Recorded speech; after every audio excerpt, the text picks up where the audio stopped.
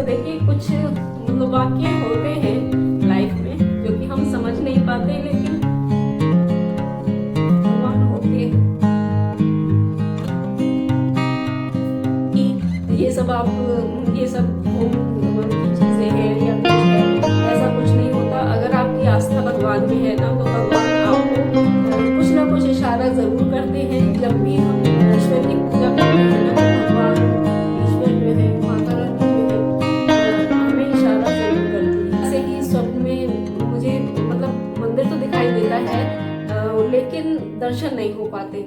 आप सभी को नववर्ष की ढेर सारी शुभकामनाएं। आज से नवरात्र शुरू हो रहे हैं, रानी के व्रत शुरू हुए हैं आज से। आज का पहला नवरात्र है, तो सबसे पहले तो देखिए सभी को नववर्ष और नवरात्रि की ढेर सारी शुभकामनाएं। माता रानी की कृपा आप सब पर सदा हमेशा बनी रहे और हम सब पर भी बनी रहे। आज से नवरात्र शुरू हो रहे हैं और नवरात्र की महिमा तो आप जानते ही हैं कि बहुत बड़ी महिमा है नवरात्र की।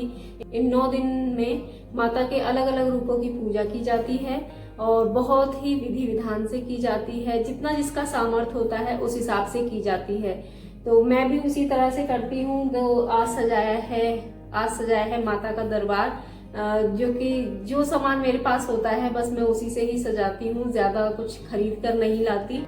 जो चीजें मैं यूज करती हूँ सजावट के लिए उसी को ही कभी इधर उधर बस थोड़ा सा कर देती हूँ।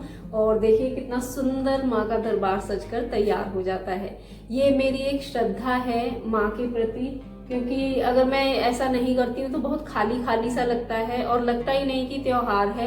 क्योंकि भाई ये त्योहार तो बहुत बड़ा, सबसे बड़ा त्योहार होता है पूरे 9 दिन का, तो इसलिए इसमें तो देखिए बनता ही है कि थोड़ा सा इस तरह से घर को सजाया जाए, मंदिर को सजाया जाए, पूजा स्थल को सजाया जाए कि माँ को भी प्रसन्नता हो और घर में भी एक पॉजिटिविटी का माहौल बना रहे। देखिए 9 दिन तक माता की पूजा होती है, जिसमें कि हवन होता है, घी का दीपक जलता है। इस पूजा से घर का जो वातावरण है, आसपास का जो वातावरण है, बहुत ही पॉजिटिव और आध्यात्मिक हो जाता है। बहुत ही मतलब कहते हैं चैत्र मास के तो नवरात्र जो होते हैं वो नववर्ष भी इस दिन से शुरू होता है। कहा जाता है कि ब्रह्मा जी ने नवरात्र का जो पहला दिन होता है उस दिन से ही इस सृष्टि की रचना शुरू की थी। और कहते हैं कि जब श्री राम का राज्याभिषेक हुआ था तब भी वो वही पहला दिन था। नवरात्र का जो पहला दिन होता है उस दिन ही भगवान राम का भी राज्याभिषेक हुआ था। तो और देखिए हमारे जो कैलेंडर के हिसाब से, हमारे हिंदू कैलेंडर के हिसाब से आज का दिन ही नववर्ष कहलाता है। आज के दिन से ही हमारा नववर्ष शुरू होता है। तो इसे हम इस तरह से भी ले सकते हैं कि देखिए वसंत ऋतु शुरू हो जाती है, जिसमें कि आप देखते हैं कि पतझड़ आता है उससे पहले, जिससे सारे पौधों की पत्तियां जो है वो खत्म हो जाती हैं, सूख जाती हैं, उड़ जाती हैं। लेकिन वसंत आते ही उनमें नई पत्तियां निकलने लगती हैं, नवजीवन आने लगता है। तो इसी तरह से देखिए जब पेड़ों पर नई पत्तियां आती हैं, बहुत ही सुंदर लगती है ना देखने में। तो जिस तरह से नई पत्तियां आती हैं उसी तरह से नववर्ष भी हमारा शुरू होता है। और इसमें देखिए नवरात्र से जब नववर्ष शुरू हो तो इससे बढ़िया क्या बात हो सकती है ना।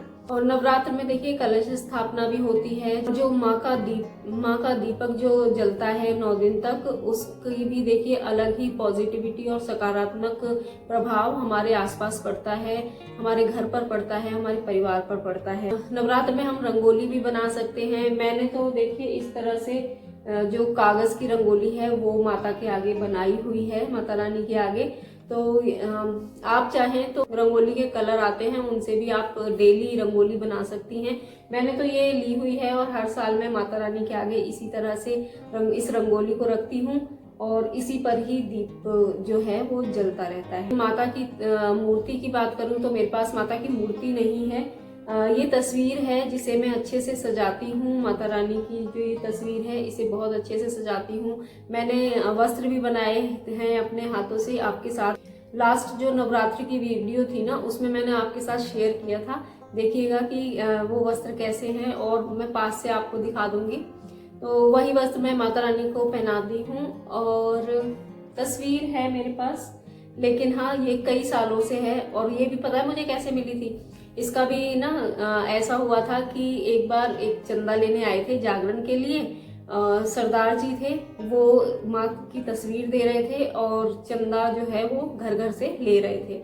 तो ये तस्वीर मुझे उन्होंने ही दी थी और मुझे बहुत अच्छी लगी ये तस्वीर। और इस तस्वीर को मैंने फिर पीछे इसके कार्डबोर्ड लगा के और इस तरह से बना के रखा है।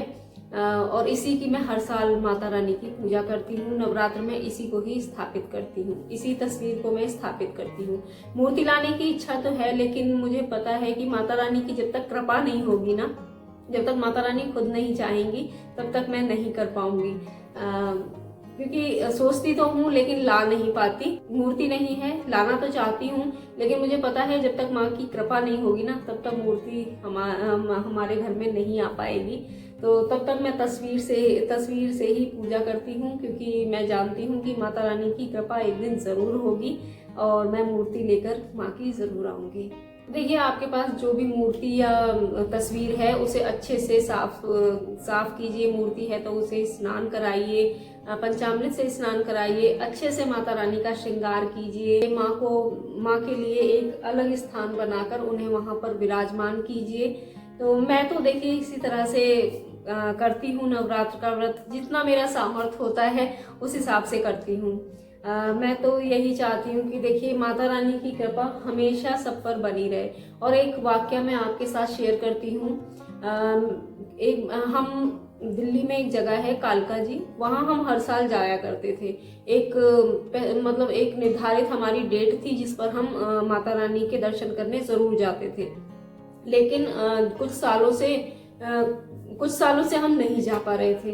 कुछ सालों में मतलब ऐसे 2-3 साल से हो गए थे हम नहीं जा पाए किसी कारणवश। तो उसके बाद अचानक से मुझे कुछ दिन के गैप में ही रात में मुझे सपना आया करता था कि मैं किसी मंदिर के दर्शन कर रही हूँ या किसी मंदिर के जो परिसर है उसमें घूम रही हूँ। पहाड़ है, वहाँ मंदिर है, वहाँ घूम रही हूँ।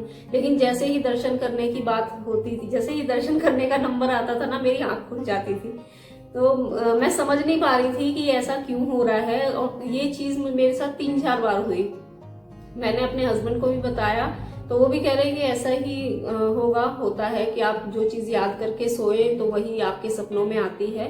तो मैं भी यही करके चुप थी। लेकिन अचानक से एक दिन भैया का फोन आया, तो उन्होंने कहा कि हम कालका जी गए थे, दर्शन करके आए हैं। तो मैंने ये बात अपने हस्बैंड से डिस्कस की। ये बात फिर मैंने अपने हस्बैंड को बताई कि ऐसे ऐसे भैया गए थे कालका जी और वहाँ दर्शन करके आए हैं। तो हस्बैंड बोले कि हाँ, हमें भी कुछ साल हो गए हैं, हम नहीं गए, तो अब की बार हम जाएंगे, माता रानी के दर्शन करके आएंगे। तो उसी डेट को हम जाते। तो ये हुआ कि जब से ये बात हुई थी ना, उसके बाद से उस तरह के जो सपने थे वो आने मुझे बंद हो गए। तो मैं समझ गई कि माता रानी बुला रही थी, इसीलिए कि माता रानी हमें बुला रही थी और हम समझ नहीं पा रहे थे। फिर हम उसी डेट को हर साल जिस डेट को हम जाया करते थे माता रानी के दर्शन के लिए, हम उसी तारीख को गए और उनके दर्शन करके आए और बहुत अच्छे से दर्शन हुए। और इस बात को मैं बहुत ही फील करती हूँ कि माता रानी ने साक्षात वो हमें उनका आह्वान महसूस हुआ कि हाँ, माता रानी हमें बुलाना चाह रही थी और हम समझ नहीं पा रहे थे। इस तरह से देखिए कुछ वाक्य होते हैं लाइफ में जो कि हम समझ नहीं पाते, लेकिन भगवान होते हैं।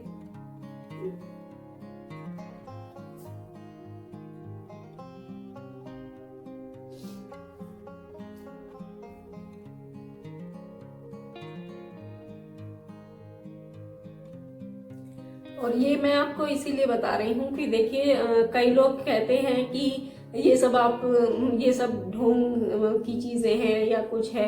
ऐसा कुछ नहीं होता। अगर आपकी आस्था भगवान में है ना, तो भगवान आपको कुछ ना कुछ इशारा जरूर करते हैं, चाहे अपने पास उन्हें बुलाने का हो, चाहे वो हमें दर्शन के लिए बुला रहे हों या घर में हमें कोई ना कोई सूचक जरूर वो देते हैं।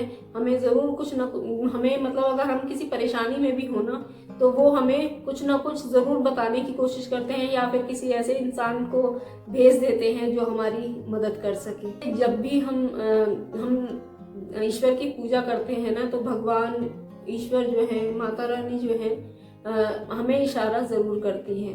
तो मैं तो इस चीज़ पर बहुत देखिए विश्वास करती हूँ कि भगवान हैं और वो हमें किसी न किसी रूप में हमसे मिलते हैं, हमसे बात करते हैं, लेकिन बस हमारी जो ये बुद्धि है ना तो ये तो समझ नहीं पाती है। बस उनका इशारा जो है हम समझ नहीं पाते, तुरंत नहीं समझ पाते, थोड़ा डिले तो हो जाता है। तो करते तो भगवान ही हैं, बस हमें समझने में देरी हो जाती है, उनका इशारा समझने में हमें देरी हो जाती है। मैंने तो ये वाकया इसलिए शेयर किया क्योंकि बहुत मन था मेरा कि मैं आपसे शेयर करूं इस बात को। इस चीज़ को मैंने फील किया है और माता रानी की कृपा सदा बनी रही है और हमेशा इसी तरह बनी रहे, बस यही चाहती हूँ। और जैसा सामर्थ होता है वैसी मैं पूजा करती हूँ माता रानी की, कुछ ज़्यादा स्पेशल नहीं करती। हाँ, स्पेशल करने लायक माता रानी बनाएंगी तो वो भी करूँगी। आप नवरात्र में क्या करते हैं और जो वाक्य मैंने आपके साथ शेयर किया, अगर आपके साथ भी ऐसा कुछ हुआ है तो मुझे कमेंट में ज़रूर बताइएगा, मुझे बहुत अच्छा लगेगा। और मतलब एक मोटिवेशन सा मिलता है जब हम एक दूसरे से कोई बात शेयर करते हैं और डिस्कस करते हैं ना, तो बहुत अच्छा लगता है। तो कमेंट में ज़रूर बताइएगा अगर आपके साथ ऐसा कोई वाकया हुआ है जैसा मेरे साथ हुआ, तो ज़रूर बताइएगा कमेंट करके, मुझे अच्छा लगेगा। तो आज से शुरू हो रहे हैं नवरात्र, तो नवरात्र की आप सभी को ढेर सारी शुभकामनाएं और नव वर्ष की भी आपको ढेर सारी शुभकामनाएं। माता रानी की कृपा आप सब पर, आपके परिवार पर, हम सब पर बनी रहे और माता रानी अपनी कृपा हम सब पर बनाए रखें, सभी को स्वस्थ रखें, सभी को खुश रखें। इसी आशा के साथ मिलती हूँ आपसे नेक्स्ट वीडियो में। तब तक के लिए okay friends, thank you and bye bye. और हाँ दोस्तों, अगर आप मेरे चैनल पर पहली बार आए हैं ना, तो मेरे चैनल को प्लीज़ सब्सक्राइब ज़रूर कीजिएगा। और वीडियो कैसा लगा, और दोस्तों यही था मेरा आज का वीडियो माता रानी को समर्पित, कैसा लगा मुझे ज़रूर बताइएगा। मिलती हूँ आपसे नेक्स्ट वीडियो में इसी आशा के साथ कि माता रानी की कृपा हम सब पर सदा बनी रहे और नव वर्ष की आपको ढेर सारी शुभकामनाएं, नवरात्र की आपको ढेर सारी